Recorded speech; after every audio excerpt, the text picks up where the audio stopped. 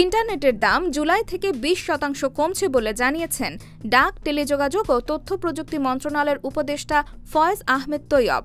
তিনি বলেছেন, মূল্য এ বছরের জুলাই মাস থেকে ইন্টারনেট সেবা প্রদানকারী ও আন্তর্জাতিক ইন্টারনেট গেটওয়ে স্তরে ইন্টারনেটের দাম 20% হারে কমানো হবে। বৃহস্পতিবার আগারগাঁওয়ের বিটিআরসি ভবনে বিশ্ব টেলিযোগাযোগ ও তথ্য সমাজ দিবস উপলক্ষে আয়োজিত এক সংবাদ সম্মেলনে এ ঘোষণা দেন ফয়েজ তৈয়ব। তিনি বলেন, 1 জুলাই থেকে আইএসপি ও আইআইজি স্তরে ইন্টারনেটের মূল্য 20% হারে কমানো হবে। এরপর পর্যায়ক্রমে ব্যবহারকারী পর্যায়ে মূল্য নির্ধারণেও সমন্বয় আনা হবে। এ সময় মোবাইল অপারেটরদেরও এ উদ্যোগের সঙ্গে নিজ নিজ মূল্য কৌশল সমন্বয় করার জন্য আহ্বান জানিয়ে তিনি বলেন, আমাদের লক্ষ্য হল নাগরিকদের জন্য মানসম্মত ইন্টারনেট সেবা সাশ্রয়ী মূল্যে নিশ্চিত করা।